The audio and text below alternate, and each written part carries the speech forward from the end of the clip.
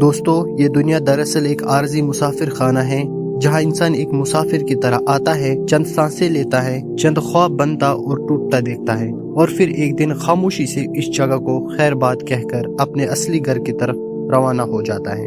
اور وہ اصل گھر کوئی اتفاق نہیں بلکہ انسان کے اپنے اعمال کا نتیجہ ہوتا ہے۔ نیک اعمال جنت کا راستہ بناتے ہیں اور گناہ، کفر اور شرک ہمیشہ کی ہلاکت کا۔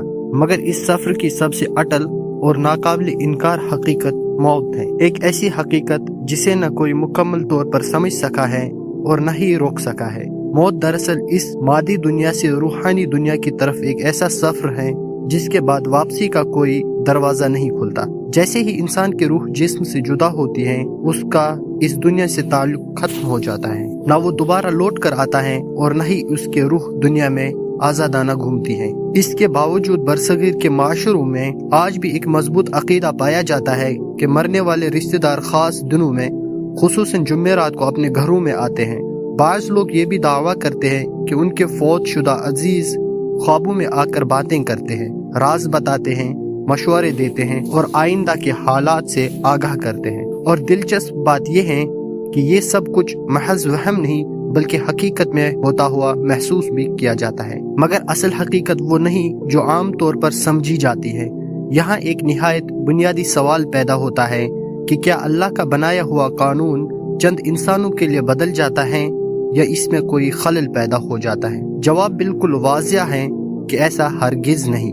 اللہ کا قانون اٹل ہے، اس میں نہ تبدیلی ہے نہ استثناء۔ پھر سوال یہ کہ یہ سب کچھ ہوتا کیسے ہے؟ اصل حقیقت یہ ہے کہ کچھ لوگ مرنے والوں کی روح سمجھتے ہیں، وہ دراصل اس شخص کا ہمزاد ہوتا ہے، ایک ایسا شیاطینی جن جو ہر انسان کے ساتھ اس کی پیدائش کے ساتھ ہی لگا دیا جاتا ہے، جو پوری زندگی اس کے ساتھ رہتا ہے، اس کی ہر عادت، ہر کمزوری، ہر راز اور ہر انداز کو جانتا ہے، یہاں تک کہ اس کے لہجے، خوشبو، بولنے کے طریقے اور چال ڈھال تک سے واقف ہوتا ہے۔ اور جب انسان مر جاتا ہے تو یہی ہمزاد لوگوں کو گمراہ کرنے کے لیے مختلف طریقوں سے ظاہر ہوتا ہے، کبھی خواب کی صورت میں، کبھی کسی مانوس خوشبو کے ذریعے، کبھی گھر میں موجودگی کا احساس دلا کر، اور کبھی غیر شرعی رسومات اور بدعات کے پردے میں، تاکہ انسان کا عقیدہ آہستہ آہستہ کمزور ہو اور توحید پر ضرب لگے۔ انسان یہ سمجھتا ہے کہ اس کے دادا، والدین یا کوئی قریبی عزیز اس سے مخاطب ہیں، جبکہ حقیقت میں وہ ہمزاد اس شکل میں آ کر باتیں کر رہا ہوتا ہے۔ اس لیے نبی کریم صلی اللہ علیہ وسلم نے واضح فرمایا کہ خواب 3 قسم کے ہوتے ہیں، ایک رحمانی جو اللہ کی طرف سے خوشخبری ہوتی ہے، دوسرے شیطانی جو جنات یا ہمزاد کی طرف سے ہوتے ہیں، اور تیسرے محض انسانی وہم جو ذہنی خیالات کا نتیجہ ہوتے ہیں۔ یہی وجہ ہے کہ وہ گھر جہاں زیادہ نوحہ، چیخو پکار اور غیر شرعی رسومات ہوتے ہیں، وہاں ایسے اثرات زیادہ دیکھنے میں آتے ہیں۔ اس لیے اسلام میں میت پر حد سے زیادہ رونے اور ماتم کرنے سے منع کیا گیا، کیونکہ یہ ماحول ہمزاد اور شیاطین کے لیے سازگار بن جاتا ہے۔ قرآن و حدیث اس پر متفق ہیں کہ موت کے بعد روح عالم برزخ میں داخل ہو جاتی ہے، اور ایک بار جب روح اس عالم میں چلی جائے تو اس کے لیے دنیا میں واپس آنا ممکن نہیں۔ قرآن کریم صاف الفاظ میں بیان کرتا ہے، اعمل صالحا فيما تركت كلا انها كلمة هو قائلها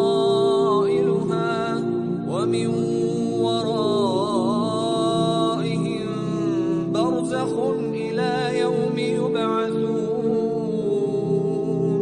کہ موت کے بعد انسان کے اور دنیا کے درمیان قیامت تک ایک پردہ حائل کر دیا جاتا ہے جسے برزخ کہا جاتا ہے۔ یہ ایک ایسی دنیا ہے جو نہ مکمل دنیا ہے اور نہ ہی آخرت، بلکہ ان دونوں کے درمیان ایک عبوری مرحلہ ہے۔ نیک روحوں کے لیے وہاں جنت جیسی نعمتیں ہوتی ہیں، جبکہ کافروں اور بدکاروں کے لیے عذاب کا آغاز وہیں سے ہو جاتا ہے۔ نیک اعمال کا ریکارڈ علیین میں اور برے اعمال کا ریکارڈ سجین میں محفوظ کیا جاتا ہے۔ عالم برزخ میں وقت کا تصور دنیا جیسا نہیں ہوتا، وہاں صدیوں کا گزر جانا بھی لمحوں جیسا محسوس ہو سکتا ہے۔ ممکن ہے کہ کوئی شخص دنیا میں 60 یا 70 سال گزار کر برزخ میں پہنچے اور وہاں اسے یوں لگے جیسے چند دن ہی گزرے ہوں۔ اس عالم میں روحیں ایک دوسرے کو پہچانتی ہیں، ایک دوسرے سے ملتی ہیں، نئی آنے والی روح کا استقبال کرتی ہیں اور اس سے دنیا کے حالات دریافت کرتی ہیں۔ اگر کسی کے بارے میں بتایا جائے کہ وہ دنیا میں ابھی زندہ ہیں تو انتظار کرتی ہیں، اور اگر بتایا جائے کہ وہ پہلے ہی مر چکا ہے مگر یہاں موجود نہیں تو अफसोस का इजहार करती हैं और समझ जाती हैं कि उसे किसी और अंजाम की तरफ ले जाया गया है। इससे मालूम होता है कि बरज़ख में शऊर बाकी रहता है, यादाश्त ख़त्म नहीं होती और पहचान बरकरार रहती है। दुनिया में अल्लाह के लिए एक दूसरे से मोहब्बत करने वाले लोग बरज़ख में भी एक साथ रहते हैं, जबकि दुनियावी मफादात पर कायम ताल्लुकात वहाँ जाकर दुश्मनी में बदल जाते हैं। नेक रूहें बरज़ख में जन्नत की खुशबुओं से लुत्फ अंदाज होती हैं, आसमानी सैर करती हैं और सुकून में रहती हैं। इसके बावजूद रूह का एक खास ताल्लुक अपने जिस्म में कब्र से बाकी रहता है।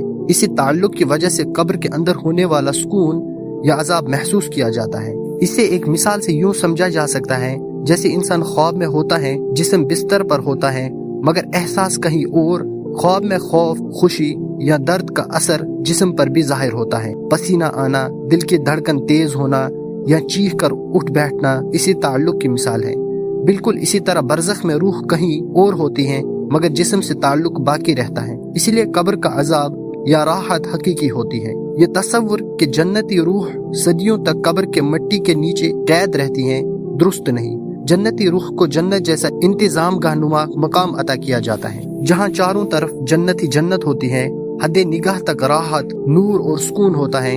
इसी को बरज़ख कहा जाता है। यानी जन्नती रूह के लिए बरज़ख दरअसल जन्नत का पेश खीमा है, जबकि बदकारों के लिए यही बरज़ख अजाब का आगाज बन जाता है। यही इस्लाम का मतवाज़ुन, वाज़िया और कुरान व सुन्नत से साबित शुदा अकीदा है। न इसमें रूहों की दुनिया में वापसी का तस्वुर है और न ही मरने वालों की दुनिया में आकर मालूमात चिल्लाने का, बल्कि हर अल्लाह के मुकर्रर करदा निज़ाम के मुताबिक है। अल्लाह ताला से दुआ है कि वो हमें सही अकीदा, दुरुस्त समझ और नेक अमाल की तौफीक अता फरमाए, हमारे लिए आलम बरज़ख को सुकून, नूर और राहत की जगह बनाए और हमें गुमराही से महफूज रखे। आमीन।